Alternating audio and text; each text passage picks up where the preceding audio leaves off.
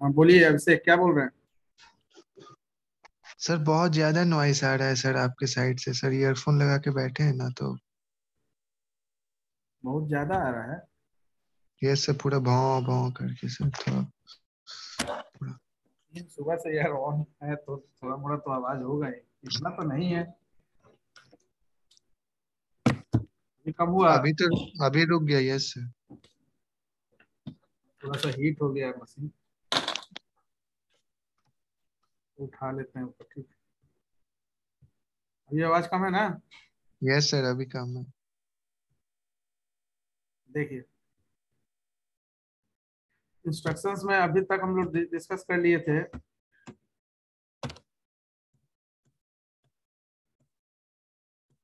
Zero address completed, one address, address,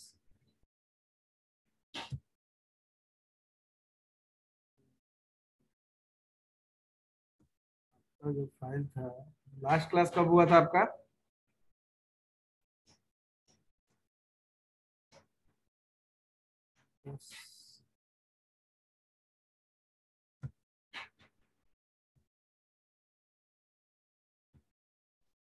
चलिए ठीक है, थ्री एड्रेस हम लोग डिस्कस कर लेते हैं। बाकी में कोई डाउट नहीं है ना?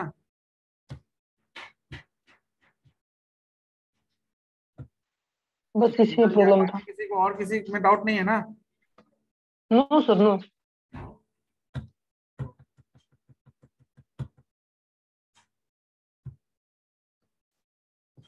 देखिए, सिंपली अगर हम कोई भी एक्सप्रेशन लें, सेम एक्सप्रेशन लेते हैं, X equal to A plus B asterisk C plus D. तो यहाँ पर अगर हम जीरो एड्रेस देखें तो जीरो एड्रेस हम लोग कर लिए हैं। फिर हाथ उठा रहे हो, कुछ बोलना है क्या जी तुम लोग?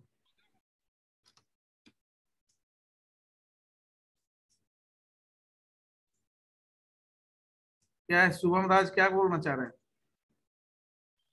Sir actually sir last class कर नहीं पाए थे और आपका सर वीडियो यूट्यूब पर नहीं है सर, वही अपलोड वीडियो करने के के लिए लिए, बोल। देखो वीडियो के लिए आप जो है, सारा वीडियो जो है एक ही लिंक पर डाल दिए हैं, वहां से जाकर वीडियो आप डाउनलोड कर लीजिएगा।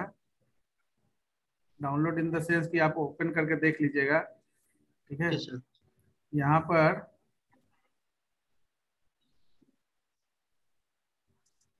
पटना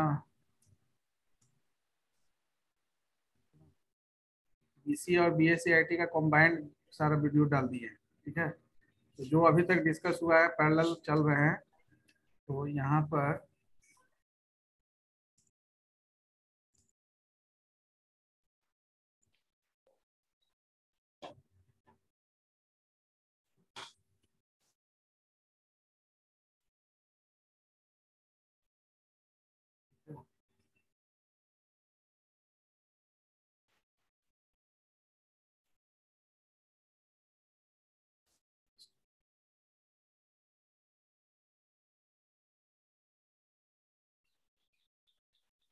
ठीक है ना, इस पर्टिकुलर फोल्डर को ओपन करके आप देखिएगा,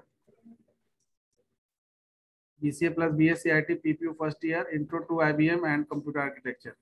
इसमें you will get all video, ठीक है, get all video till discussion. तो एक आध दो क्लास आपका एक्स्ट्रा वीडियो भी होगा, जो आपका क्लास नहीं हुआ है वो भी वीडियो होगा, ठीक है। You just use this link, ये लिंक को यूज करिएगा, ऑल वीडियोज आर देयर, ठीक है। Now you will get the video each day, ठीक है ना। तो दोनों वीडियो हम उसी फोल्डर में डालते जाएंगे, ठीक है, बीसी और बीएससी आईटी अलग से नहीं बनाएंगे प्लेलिस्ट। तो जीरो एड्रेस के केस में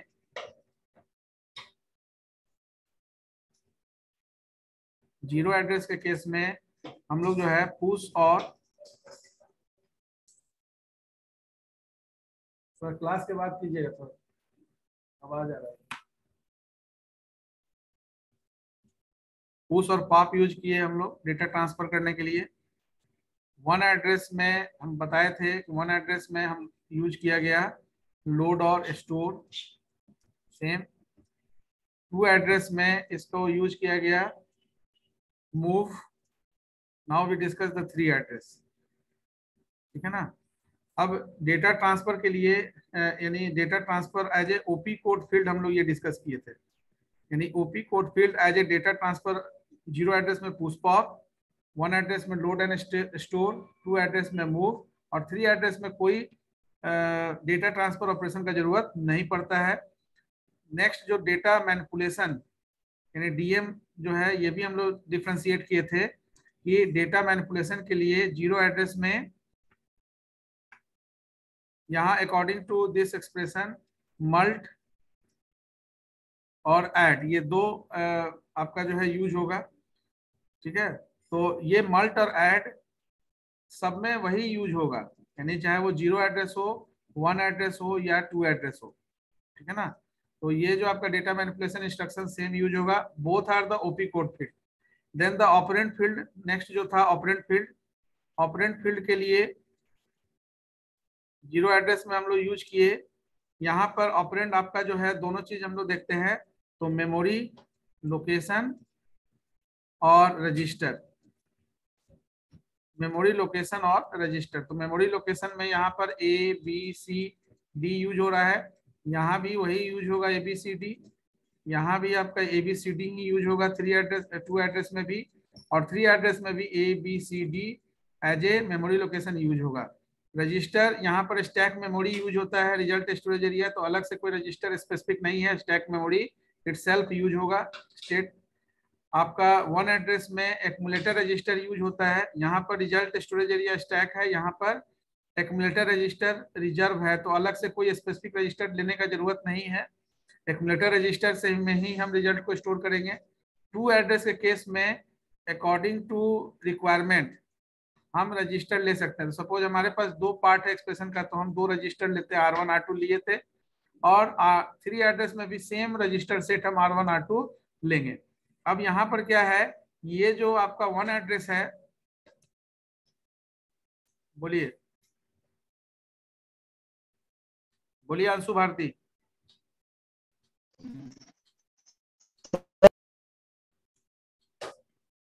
बोलिए।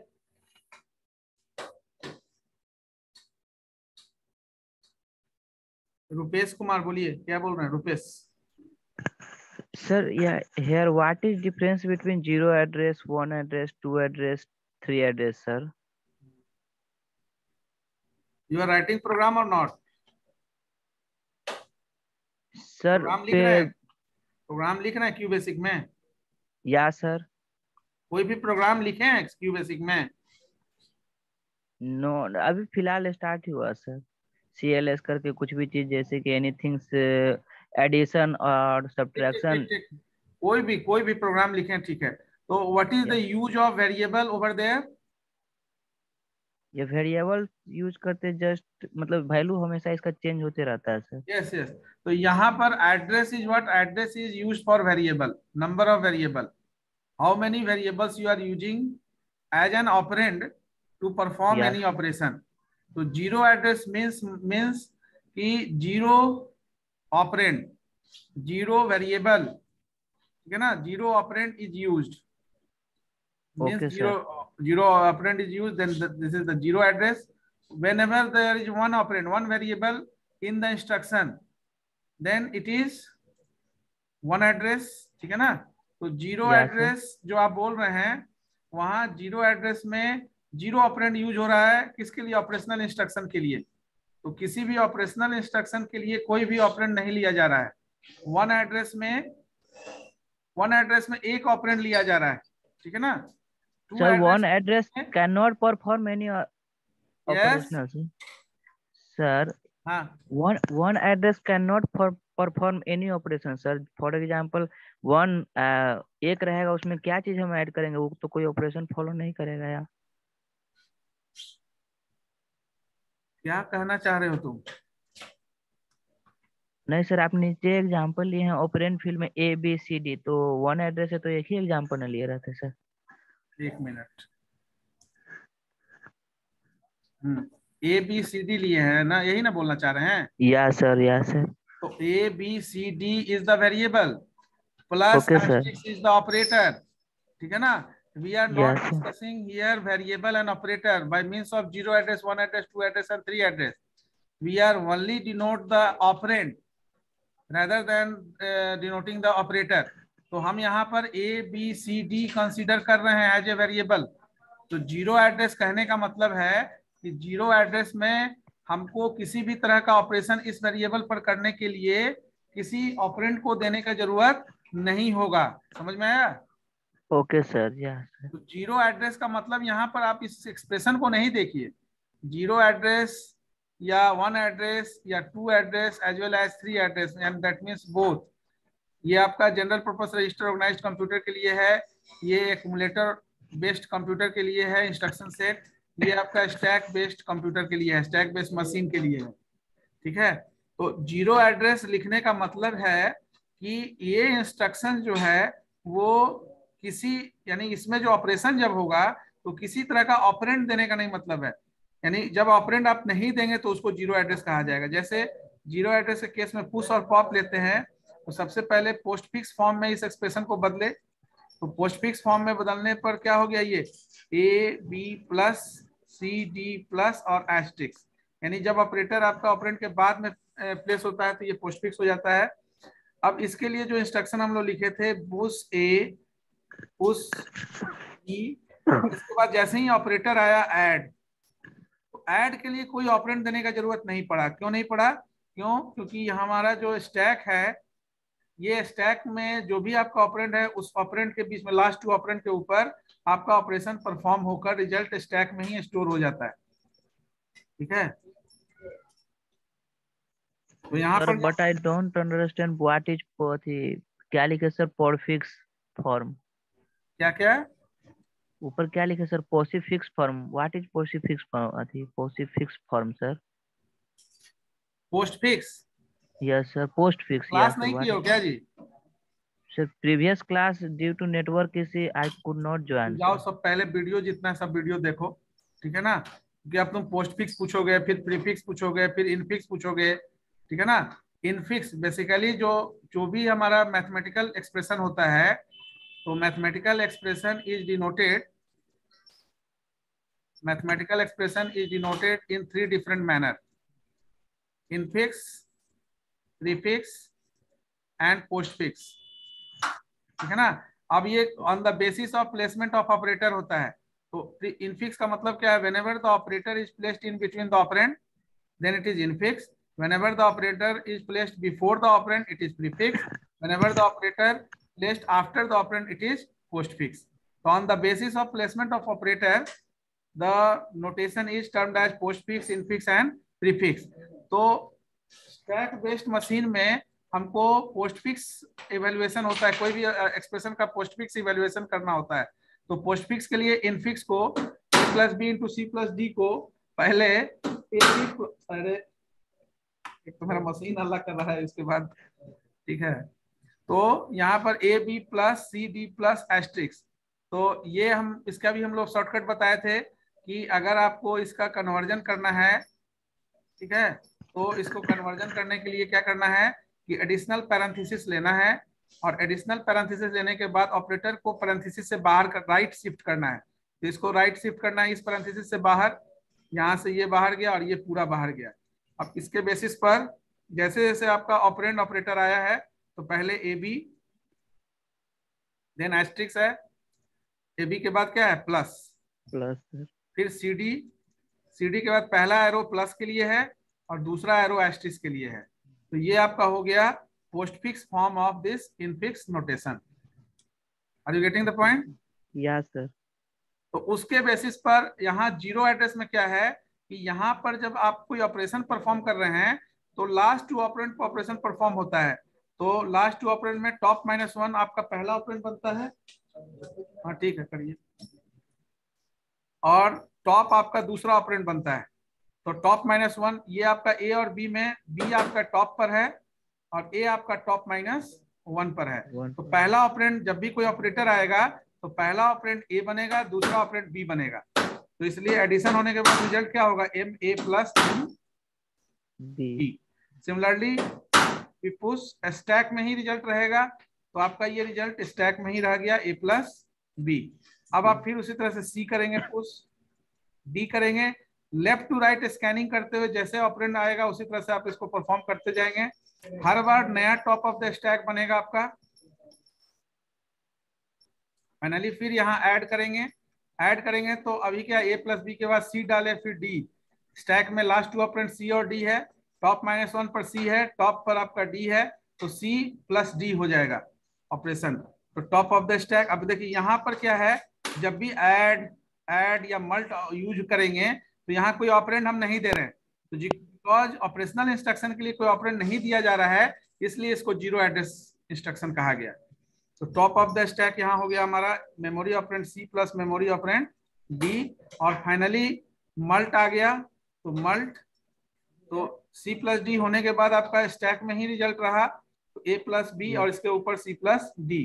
तो जब मल्ट होगा तो क्या होगा, अगेन मल्ट के लिए भी कोई ऑपरेंड हम नहीं दे रहे हैं, तो last two operand A plus B top -1 पर है, सी प्लस डी टॉप पर है, तो top -1 become first operand, top become your second operand, in between this two location operator is placed. तो यहाँ हो जाएगा M A plus M B asterisk M C plus M D. और finally क्या करेंगे, पॉप करके रिजल्ट को कहाँ रखना है, एक्स में, तो पॉप एक्स, तो मेमोरी ऑपरेंड एक्स में जो भी टॉप ऑफ द स्टैक है वो ट्रांसफर हो जाएगा। तो यही चीज हम लोग वन एड्रेस में देखे, तुम एक बार वीडियो देख लेना, वन एड्रेस टू एड्रेस। हम अभी क्विक रिव्यू करेंगे, तुमको समझने में दिक्कत होगा। वन एड्रेस में यही काम हम डायरेक्ट उस ऑपरेटर पर करते हैं, ठीक है। तो ऑपरेटर पर जो आप एक्सप्रेशन है उस पर डायरेक्ट करने के लिए हम प्रायोरिटी सेट करते हैं, किसका प्रायोरिटी हाई है, तो पैरेंथेसिस का काम पहले करते हैं।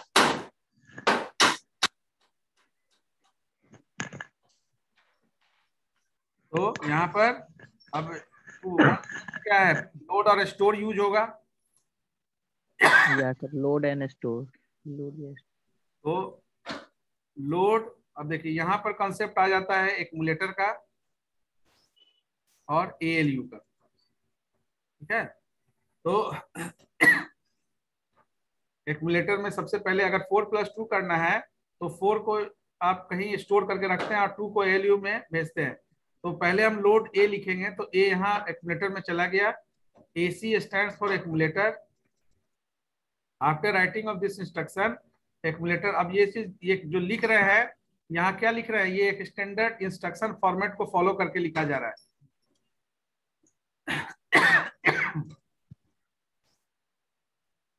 ठीक है ना। इंस्ट्रक्शन फॉर्मेट में दो पार्ट होता है, mandatory part, OP code field और ऑपरेंड फील्ड होता है। तो ओपी कोड फील्ड आपका लोड हो गया वन एड्रेस के लिए, ऑपरेंड फील्ड ए हो गया, सिंगल वन एड्रेस है तो सिंगल ऑपरेंड हम ले रहे हैं, यूज कर रहे हैं। इसके बाद ए में क्या करना है, बी को ऐड करना है, तो ऐड बी। तो बी आपका एक यहाँ टेम्पोररी रजिस्टर है, जब हम लोग डिस्कस करेंगे आर्किटेक्चर ऑफ पर्टिकुलर माइक्रोप्रोसेसर तो वहां देखेंगे इस एएलयू सेक्शन को। बी आपका जो है एडर सेक्शन में मूव किया, ऐड बी लिखने से क्या हो गया, एक्यूमुलेटर में जो पहले से था डेटा उसमें बी ऐड हो गया, तो ए प्लस बी हो गया। उसी तरह से अब सी प्लस डी करने के लिए एक्यूमुलेटर में अगर सी को लोड कर देंगे तो ए प्लस बी लॉस्ट हो जाएगा। तो उसके लिए सबसे पहले क्या किए, किसी भी वेरिएबल जो इस एक्सप्रेशन में यूज नहीं हुआ हो उस वेरिएबल में इसको स्टोर कर देंगे पहले। तो ए प्लस बी का एक कॉपी टी में स्टोर हो गया। नाउ वी लोड सी, जैसे ही लोड सी करेंगे तो मैं एक्यूमुलेटर में सी आ जाएगा। तो जो यहाँ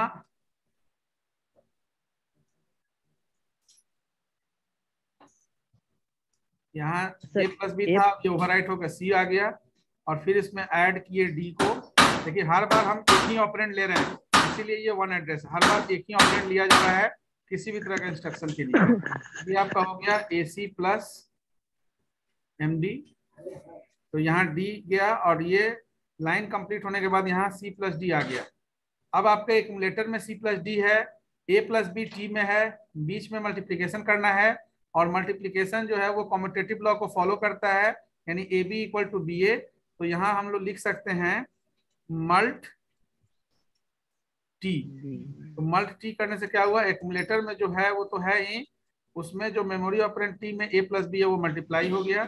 फाइनली आपका एसी में क्या आ गया, एसी में आ गया सी प्लस डी इंटू ए प्लस बी। अब आपको क्या करना है कि इसको स्टोर कर लेना है एक्स नाम के वेरिएबल में। तो स्टोर एक्स करेंगे तो मेमोरी ऑपरेंड एक्स ट्रांसफर हो जाएगा, एसी ट्रांसफर हो जाएगा मेमोरी ऑपरेंड एक्स में। तो ये हो गया वन एड्रेस। टू एड्रेस भी हम लोग देखे थे लास्ट क्लास में। टू एड्रेस में सेम एक्सप्रेशन अगर यूज कर रहे हैं तो टू एड्रेस में ये फॉर्मेट ओपी कोड में तो जैसे आप ले रहे हैं, टू एड्रेस में मूव यूज होगा। ऑपरेंड फील्ड आपका कम से कम 2 होना चाहिए। वन एड्रेस में जो 1 दिख रहा है, जीरो एड्रेस में ऑपरेशनल के लिए कोई नहीं दिखा, 0 था, कुछ भी नहीं था ऑपरेंड। टू एड्रेस में ये जो आपका सेक्शन है ऑपरेंड सेक्शन, इसमें मिनिमम 2 आपका वेरिएबल होना चाहिए। तो वन एड्रेस के साथ डिमेरिट क्या था, वन एड्रेस में आपका आवाज नहीं ना आ रहा जी अभी? नहीं सर, क्लियर वॉइस है आपका। ठीक। तो वन एड्रेस के केस में जो डिमेरिट था कि अगर हम डिफरेंट सेट ऑफ एक्सप्रेशन को लिखना चाह रहे थे तो पहले वाले एक्सप्रेशन को हमको कहीं स्टोर करना पड़ रहा था, इसलिए क्योंकि रजिस्टर लिमिटेड था। बिकॉज एक्यूमुलेटर रजिस्टर ही केवल एक रजिस्टर था जिसमें ऑपरेशन आपका रिजल्ट स्टोर कर पा रहा था। टू एड्रेस के केस में हम यहाँ पर अभी हम लोग पॉइंट किए थे कि हम 2 रजिस्टर यूज कर सकते हैं इस एक्सप्रेशन के लिए। अगर एक्सप्रेशन बड़ा होगा तो more than 2, 3, 4 up to 7 register use किया जा सकता है। अब ये जो रजिस्टर हम लोग ले रहे हैं ये कॉमन है, जनरलाइज्ड है।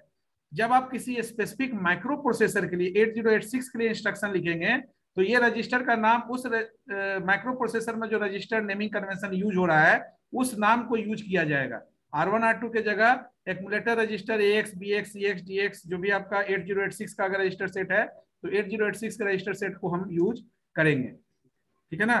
तो before using the microprocessor registers, specific microprocessor register, you just familiar with the particular instruction written in generalized manner. तो अभी आप जो रजिस्टर ले रहे हैं वो जनरलाइज्ड मैनर में है, वो कोई स्पेसिफिक माइक्रो प्रोसेसर बेस्ड नहीं है। किसी भी माइक्रो प्रोसेसर के लिए आप R1 R2 naming convention use कर सकते हैं, जिसको किसी रजिस्टर नाम से रिप्लेस किया जाएगा जब वो इंस्ट्रक्शन किसी स्पेसिफिक लैंग्वेज के लिए होगा, स्पेसिफिक आपका माइक्रो प्रोसेसर के लिए होगा। तो टू एड्रेस के केस में हम लोग मूव केवल यूज करते हैं डेटा ट्रांसफर के लिए। तो मूव, अब वही काम जो है एक ऑपरेंड से जो वन एड्रेस में कर रहे थे यहाँ 2 ऑपरेंड, तो 2 ऑपरेंड के केस में क्या है, हम लोग ये भी फैक्टर डिस्कस किए थे, अब तुमको वो भी बताना पड़ेगा कि रिजल्ट, स्टोरेज एरिया और ऑपरेंड फॉर ऑपरेशन, कौन ऑपरेशन जो ऑपरेशन के लिए रिस्पॉन्सिबल होगा और रिजल्ट कहाँ स्टोर होगा। तो यहाँ पर क्या है कि जो 2 ऑपरेंड लेते हैं दोनों ही ऑपरेंड ऑपरेशन में पार्टिसिपेट करता है, लेकिन जो पहला ऑपरेंड होता है वो रिजल्ट स्टोरेज एरिया का काम करता है। तो हम यहाँ पर अगर R1 एक रजिस्टर ले लें, क्योंकि R1 को हम पहला ऑपरेंड बनाएंगे क्योंकि इसमें रिजल्ट स्टोर भी होता है और ये पार्टिसिपेट भी करता है। तो अगर हमको मूव करना होगा A को, तो मूव R1 A लिखेंगे तो it just like a load A, but in load A single operand is used, in move R1 A 2 operands are used in the form of register as well as memory location. अब यहाँ ये भी question है कि यहाँ register और memory location ये दोनों क्यों ले रहे हैं, या यही दोनों ले सकते हैं कि कुछ और भी ले सकते हैं, कोई बताएंगे ये दोनों ही क्यों ले रहे हैं? Raise the hand, anyone? नहीं बता पाएंगे? सर रजिस्टर सर मैंने सर यूज किया था सर ऑपरेंड्स को स्टोर करने के लिए। मेमोरी लोकेशन उसको कहाँ हम स्टोर करते हैं? हाँ बेसिकली, एक minute,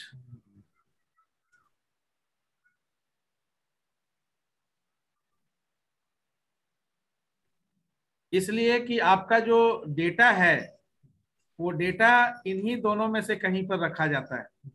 low level programming assembly language code में आप जो सी प्रोग्रामिंग कर रहे होंगे या क्यू बेसिक लिखेंगे या पाइथन लिखेंगे प्रोग्रामिंग, तो वहां पर डेटा आप वेरिएबल में रखते हैं और वेरिएबल केवल आपका मेमोरी लोकेशंस को डिनोट करता है।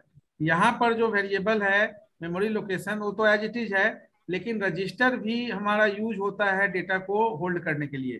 तो इसलिए R1 और A दोनों रिस्पॉन्सिबल है डेटा होल्ड करने के लिए, वैल्यू को रखने के लिए। तो मूव R1 A लिखने से बेनिफिट क्या हुआ कि अब एक्यूमुलेटर रजिस्टर केवल स्पेसिफिक नहीं हुआ, अब हमारे पास R1 भी है, ठीक है ना, जिसमें हम चाहेंगे तो A+B को स्टोर करके रखेंगे, क्योंकि यहाँ भी ALU सेक्शन यूज होगा जैसे आपका एक्यूमुलेटर में यूज हो रहा था। तो जैसे ही R1 A लिखे तो क्या हो गया, मेमोरी ऑपरेंड A जो है ये R1 में आ गया। तो पहली बार जब आप इसको लिखेंगे R1 में तो यहाँ पर आपका A आ गया, ठीक है, A आ गया। देन सर सीक्वेंस बदल कर हम ए में भी स्टोर कर सकते हैं ना, बिल्कुल ए को बिल्कुल, पहले लेकर R1 R1 को।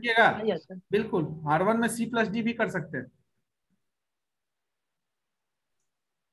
ठीक है। वो नहीं सर, वो हाँ, सीक्वेंस की बात कर रहे हैं सर, सीक्वेंस चेंज कर गए, ए को इधर लिखेंगे, R1 को इधर लिखेंगे, तो अब उसका A को वो जो इधर रिजल्ट लिखेंगे होगा तो सर R1 ए में में पहले स्टोर कोई होगा डेटा आपको रखना होगा ना। ये तो वेरिएबल है जहां आप ये एज्यूम कर लेंगे कि A में कोई वैल्यू हो सकता है। हाँ, ए R1 लिखिएगा तो A में ट्रांसफर होगा R1 का डेटा, लिखेंगे वैसा लिखेंगे, लास्ट में तो वही करेंगे ना। जब X में ट्रांसफर करना होगा तो जिस रजिस्टर में यस आपका सर। फाइनल आंसर होगा उसको ट्रांसफर तो करते ही हैं। हाँ सर। तो मूव R1 A लिखे। अब R1 A लिखने के बाद A में क्या करना है, B को ऐड करना है। तो जैसे आपका एक्यूमुलेटर रजिस्टर में B, यहाँ टेम्पोररी रजिस्टर में B गया और B से एडर में गया, और एडर में जाने के बाद क्या हुआ, A+B हो गया, कहाँ हुआ, R1 में। तो यहाँ पर R1 में ही आपको रिजल्ट रखना है और उसमें B जी ऐड करना है। तो R1 is updated bye add up the contents of available with the operand B। तो B में ऐड हुआ, अब यहाँ हो गया A+B। अब क्या है कि एक्यूमुलेटर रजिस्टर के केस में इस A+B को हम को कहीं स्टोर करना पड़ता था, क्योंकि एक्यूमुलेटर रजिस्टर में ही हमको C+D भी स्टोर करना है। लेकिन अब यहाँ पर रजिस्टर आप एक दूसरा ले सकते हैं R2, R1 में A+B हो गया, अब R2 में आप C को मूव करा सकते हैं। ये एडवांटेज हो गया आपका 2 एड्रेस में। तो C आपका R2 में गया, देन ऐड कर दिया आप E को, तो R2 में आपका ऐड हो गया memory of R2 plus memory operand B, यानी कि यहाँ C+D हो गया इस लाइन तक लिखने के बाद। तो R1 में A+B है, R2 में C+D है, करना क्या आपको, मल्टीप्लीकेशन दोनों के बीच में। तो आप डायरेक्ट लिख सकते हैं मल्ट। अब यहाँ आपको तय करना है फाइनल रिजल्ट आप R1 में रखना चाहते हैं या R2 में। तो जिसमें रखना चाहते हैं उसको पहला ऑपरेंड बनाएंगे। तो अगर आप लिखेंगे R1 R2 तो दोनों ऑपरेशन तो पार्टिसिपेट करेगा, R1 × R2 तो होगा, लेकिन रिजल्ट कहाँ स्टोर होगा, R1 में। R1 में। और इसी में अगर आप लिखेंगे मल्ट R2 R1 तो R2 × R1 तो होगा, लेकिन रिजल्ट कहाँ स्टोर होगा, R2 की जगह R2 में। तो चूंकि आपका फाइनल रिजल्ट यानी A+B × C+D R1 में स्टोर है, तो आप मूव, अगर फाइनल रिजल्ट को X में करना होगा तो X को पहला ऑपरेंड बनाएंगे और R1 को दूसरा ऑपरेंड। तो R1 में जो A+B × C+D है वो मेमोरी ऑपरेंड X में ट्रांसफर हो जाएगा। क्लियर? Yes sir. अब यही चीज जो है 3 एड्रेस में जब करते हैं तो सबसे पहला चीज क्या है कि आपका डेटा ट्रांसफर इंस्ट्रक्शंस तो यहाँ जरूरत नहीं है। ओपी कोड में जो एक चीज तो आपका कट हो गया। अब डेटा मैनिपुलेशन को देखना है तो यहाँ पर ऐड और मल्ट होता है, ठीक है। अब क्या है कि 3 एड्रेस का मतलब 3 ऑपरेंड आप ले सकते हैं। अब समझिए कि अगर आपका एक्सप्रेशन है x = A+B × C+D, तो सिंपली आप एक लाइन में, यानी कि अब आपका डेटा मैनिपुलेटिव या प्रोग्राम कंट्रोल इंस्ट्रक्शन होगा, डेटा ट्रांसफर इंस्ट्रक्शन बोल के कुछ नहीं होगा। तो आप डायरेक्टली यहाँ क्या लिख सकते हैं, आप डायरेक्ट यहाँ पर लिख सकते हैं, एक बार A+B के लिए एक बार C+D। तो आप डायरेक्ट लिख सकते हैं ऐड A, B, क्योंकि 3 एड्रेस में पहला ऑपरेंड जो है फर्स्ट ऑपरेंड, 3 ऑपरेंड में first operand designated for result storage area, second and third operand, participate operation. Operation. तो यहाँ ए और बी में ए प्लस बी करना है, तो ए और बी ऐड किसके लिए, ए और बी के लिए है, तो दूसरा और तीसरा बना दिए ए बी। पहला ऑपरेंड किसको बनाएंगे, जहां पर इसको रखेंगे, तो R1 को पहला ऑपरेंड बना दिए, यानी यहां पर भी यही काम हुआ लेकिन एक बार में हो गया। R1 कॉमा ए कॉमा बी, 3 ऑपरेंड यूज हुआ, 3 ऑपरेंड। रोहित कुमार बोलिए। सर ये 3 एड्रेस 2 कर रहे हैं, तो उसके बाद इसमें नंबर ऑफ इंस्ट्रक्शन तो घटते जा रहा है सर। बिल्कुल, वो चीज तो हम लोग पहले क्लास में बताए थे कि आप हर तरह के काम कर रहा है ना सर, तो नोट करते जाइएगा। लाइन ऑफ कोड, तो जनरली जो आप क्यू बेसिक प्रोग्रामिंग लिखिएगा या सी प्लस प्लस, जावा, पाइथन, सी शार्प, .NET, जो भी प्रोग्रामिंग है, गोलैंग, तो ये सारे प्रोग्रामिंग लैंग्वेज में आप देखेंगे जब वेरिएबल बढ़ता है, ठीक है ना, लाइन ऑफ कोड घटता है, और variable less line of code, number of line, ठीक है ना, मोर वेरिएबल लेंगे मोर नंबर ऑफ लाइन होगा, तो लाइन ऑफ कोड आपका क्या होगा, that is line of code enhanced when number of variable increases, ये नंबर ऑफ वेरिएबल इंक्रीज। जब नंबर ऑफ वेरिएबल इंक्रीज होगा तो लाइन ऑफ कोड आपका इनहांस होता है, किसमें, जनरल प्रोग्रामिंग लैंग्वेज में।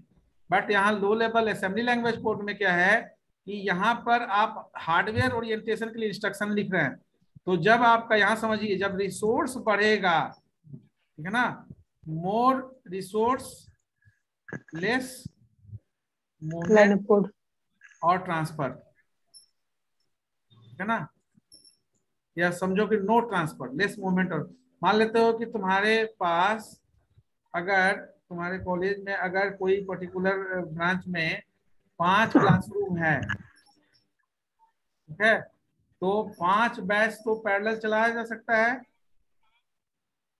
Yes sir. लेकिन अगर हमारे पास 10 बैच हो तो हाफ हाफ शेड्यूल करना होगा ना। Yes sir. यहाँ पर देखिए, जब रिसोर्स बढ़ेगा, देखिए, तो 3 वेरिएबल से लाइन ऑफ कोड आपका 2 वेरिएबल में कम होगा, 1 वेरिएबल में ज्यादा होगा, कम नहीं। 3 वेरिएबल से 2 वेरिएबल में ज्यादा होगा, 2 वेरिएबल से 1 वेरिएबल में ज्यादा होगा, और 0 में सबसे ज्यादा होगा। कभी कभी मोर और लेस स्ट्रेटेजिक और ऑब्जेक्टिव के बेसिस पर सेम भी हो जाता है, बट जैसे जैसे वेरिएबल सेट बढ़ेगा, रिसोर्स बढ़ेगा, तो लाइन ऑफ कोड घटेगा। ये आपका पूछा भी जाता है क्वेश्चन, प्रूफ और जस्टिफाई करने के लिए। You can take any example and show 0 1 2 3 address instruction, and during expression you just mention LOC after completion of each 0 address, 1 address, 2 address as well as 3 address। तो ऐड कर दिया R1 में ये आ गया, और एक रजिस्टर R2 ले लिए जिसमें C प्लस D रखना है, तो अगेन ऐड कर दिए R2 नाम के रजिस्टर में C, D। यहाँ R1 AB लिखने का मतलब है कि R1 is the register in which memory operand A and B is, यानी addition of memory operand A and B is stored. Similarly, R2 is the register in which memory operand C and memory operand D is added and stored. Then finally हमको क्या करना है, A plus B और C plus D को multiply करना है। तो R1 में A plus B है, R2 में C plus D है, तो रुपेश तुम बताओ। Yes sir.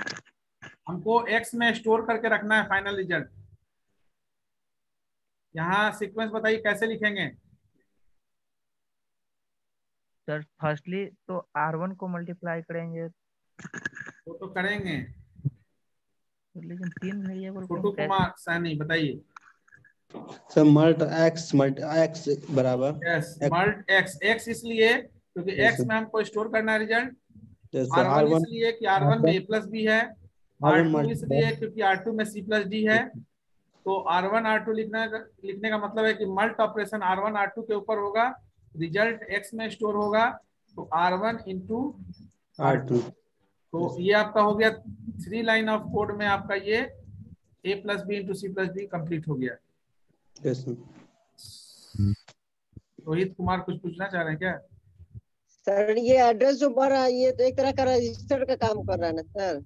बिल्कुल बिल्कुल, जैसे जैसे आपका ऑपरेंड बढ़ेगा, एड्रेस बढ़ेगा, लाइन ऑफ मेरा कोड घटेगा। जैसे जैसे मेरा रजिस्टर बढ़ रहा है वैसे वैसे नंबर ऑफ इंस्ट्रक्शन घटते जा रहा है, मतलब बिल्कुल कि बिल्कुल, काम और फास्ट हो रहा रजिस्टर है। बढ़ने का मतलब है कि रिसोर्स आपके पास जब बढ़ेगा तो आपका इंस्टेंस, आपका जो है इंस्टेंस बढ़ेगा ना। जैसे अगर आपके पास यस एक सर। प्रिंटर है, ठीक है ना, तो एक प्रिंटर है और 2 भाई हैं, दोनों को एक ही समय में जरूरत पड़ गया, तो एक को म्यूचुअल एक्सक्लूजन करना पड़ेगा, यस सर। एक को क्रिटिकल सेक्शन CSP मेंटेन करना पड़ेगा। लेकिन अगर एक की जगह 2 प्रिंटर है, यानी इंस्टेंस बढ़ा दिए, रिसोर्स बढ़ा दिए, बोलिए सोनिया। सर बोल रहे कि जो रजिस्टर में स्टोर हो रहा है, तो यहाँ पे तो डिफरेंट टाइप के रजिस्टर होते हैं ना, तो ये किस टाइप के रजिस्टर में स्टोर हो रहा है? हाँ, अभी तो बताया ना तुमको, यहाँ जो हम लोग register set naming convention use कर रहे हैं, that is the generalized register naming convention. जब हम माइक्रो प्रोसेसर स्पेसिफिक हो जाएंगे, जैसे 8086 स्पेसिफिक माइक्रो प्रोसेसर, 8086 के लिए इंस्ट्रक्शंस लिखेंगे, ठीक है, तो 8086 के में इंस्ट्रक्शन लिखने के लिए हमारे पास जो जनरल पर्पस रजिस्टर है AX, BX, CX, DX, क्योंकि 16 बिट रजिस्टर है, 16 बिट रजिस्टर सेट इसमें है। क्यों? क्योंकि 8086 क्या है, ये 16 बिट माइक्रो प्रोसेसर है, ठीक है ना। तो AX, BX ये आपका डिनोट कर रहा है 16 बिट को, ठीक है। ये फर्दर आपका जो है हाई ऑर्डर और लो ऑर्डर में बटा हुआ है, ALH, BH, BL, CH, CL, ठीक है ना, DH, DL, इसी को आर्किटेक्चर में हम लोग देखेंगे। तो ये आपका 8-8 बिट का है, यानी 2 पार्ट में बटा हुआ है, हाई ऑर्डर और लो ऑर्डर एक्यूमुलेटर रजिस्टर। जब आपको 16 बिट का रजिस्टर का जरूरत होगा तो डायरेक्ट AX ही लिखेंगे। तो एक्चुअली आप जब लिखेंगे कोड, तो R1 की जगह आप अगर लिखते हैं AX A, B, है ना, तो AX is just R1 is treated as AX। 8086 के लिए लिखेंगे तो लिखेंगे यहाँ पर add AX, AB, यानी AX is the register in which memory operand A plus memory operand B is stored। तो A plus B stored कहाँ हो रहा है? एक्यूमुलेटर रजिस्टर में। अब A और B का जो वैल्यू है वो 16 बिट तक रजिस्टर यूज हो रहा है, तो 16 बिट डेटा आपका यूज हो जाएगा। इसी चीज को आप अगर हम हाई ऑर्डर लो ऑर्डर में लिखना चाहेंगे तो लिखेंगे add AL A, B। तो यहाँ पर क्या है कि AL जो रजिस्टर है उसमें A और B ऐड होगा। अब देखिए यहाँ दोनों में अंतर क्या है, ये जो है ये 16 बिट का है और ये जो है ये आपका 8 बिट का है। तो जैसे आप 8 बिट का डेटा है, अगर A प्लस B करने के बाद 8 बिट से ज्यादा होगा तो ओवरफ्लो हो जाएगा। 16 बिट लेते हैं तो जैसे आप प्रोग्रामिंग में भी वही काम करते हैं कि अगर आपको, ठीक है ना, इंटीजर से रेंज से ज्यादा डेटा रखना है तो आप फ्लोट ले लेते हैं या सिंगल ले लेते हैं, बेसिक में सिंगल लेते हैं, ठीक है ना। इंटीजर से आपका काम नहीं चलेगा तो फ्लोट या सिंगल ले लेंगे, ठीक है।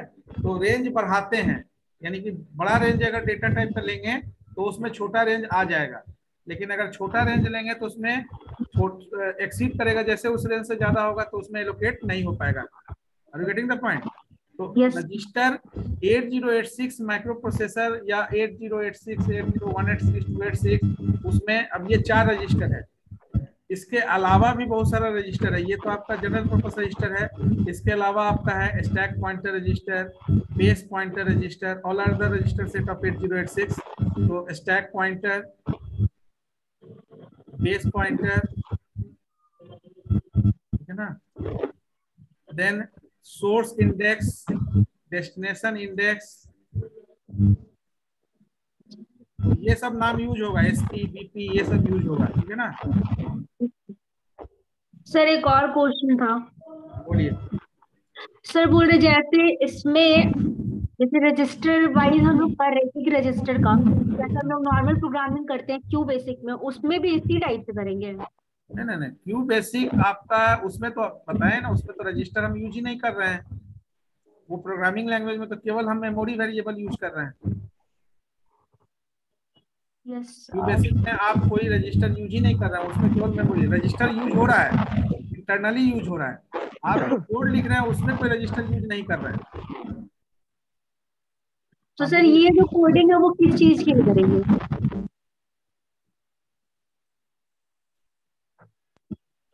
Assembly language. You need assembler. We are not discussing any assembly language, but the instruction set used for any architectural point of the particular microprocessor, we need assembly language instructions. So whatever discussion occur here, that is related to the assembly language program. And to execute these programs, you need assembler. By the help of assembler, you can execute like interpreter based आपका QBasic है तो you use interpreter, QBasic का interpreter use करते हैं, वहां पर आपका QBasic program execute होता है। ठीक है? Yes sir. यहाँ पर जो कुछ भी हम लोग लिख रहे हैं all are related to the assembly language code, assembly language program. तो ये itself एक सब्जेक्ट है, लेकिन इस सब्जेक्ट का पार्ट ऑफ द सेक्शन जो है हम लोग को आर्किटेक्चर में पढ़ना है। इसलिए आपको ये जानकारी जरूरी है कि आप रजिस्टर को इंस्ट्रक्शंस में मेमोरी को कैसे यूज करते हैं। Is clear? सर ये एचबीएच क्या लिखे हैं सर? क्या 8 बिट एचबीएच और एलबीएल क्या लिखे है? ये उसका मतलब ये सब हम लोग डिस्कस करेंगे। दुनिया ने क्वेश्चन रेज किया था, मैंने बता दिया ये सब। ये आपका हाई ऑर्डर ना, L stands for low order. अब अगर जाओगे और फिर 8 to 15, ये आपका हाई ऑर्डर है, ये आपका लो ऑर्डर। टोटल 16 बिट में तो क्वेश्चन पूछ लिए, अनम्यूट अपने से म्यूट कर लीजिए।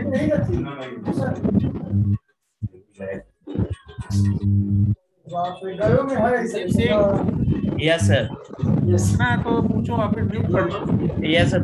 सर पूछना था कि सर जो एड्रेस रजिस्टर सब बताया उसमें से सर क्वेश्चन कैसा कैसा ऑकर होता है सर? नहीं, फिर बोलो।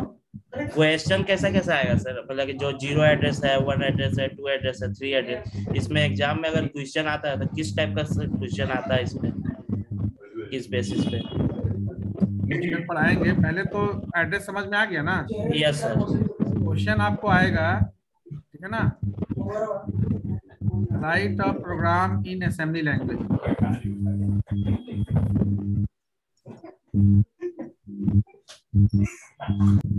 To evaluate the following expression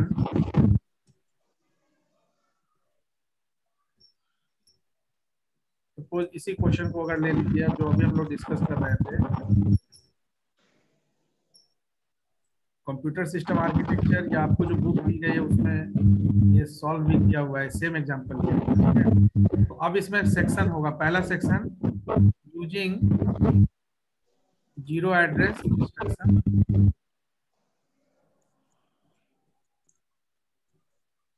दूसरा सेक्शन यूजिंग 1 एड्रेस इंस्ट्रक्शन,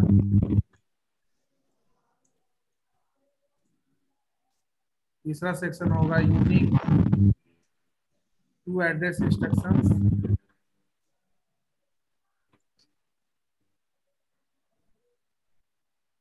चौथा होगा यूजिंग 3 एड्रेस। ठीक है ना? ये एक तो तरीका हुआ ऐसा पूछने का, 4 को दूसरे तरीका से भी पूछा जा सकता है। दूसरा तरीका क्या होगा, है ना? Write a program in assembly language to evaluate the following expression using here using instruction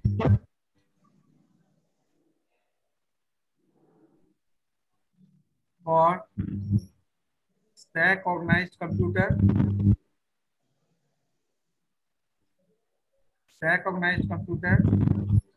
using instruction for accumulator organized computer,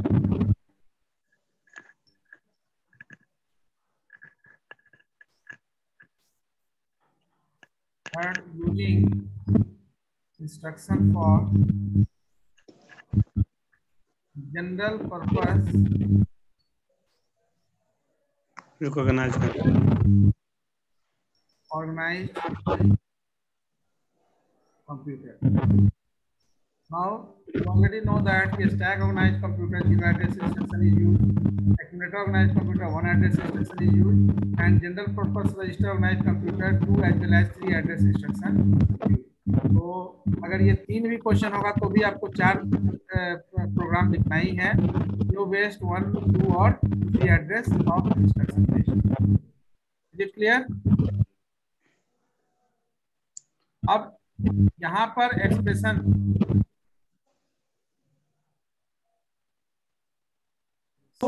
याद है कि मूल ले तो 1, 2, 3 एड्रेस इंस्ट्रक्शन में किसी को डाउट नहीं है ना? अब नो सर. और मेरा एक क्वेश्चन है Dio salah boल दिया पूछो. गंगा घाट तो इजमे ही गई बात है. अरे अकेले जाके मजा आना जब साथ में जाके पूरा पीछे सर आपका आवाज सही से नहीं आ रहा है. कौन हल्ला कर रहा है? आवाज मेरी सही से आ रही है, तुम्हारा नेटवर्क इशू है जी. नहीं सर बहुत इको हो रहा है. सर किसी का माइक खुला बहुत बोल रहा है. इको हो रहा है तो आप मोबाइल आपके आसपास होगा, दूसरा कोई मोबाइल होगा या सेट होगा.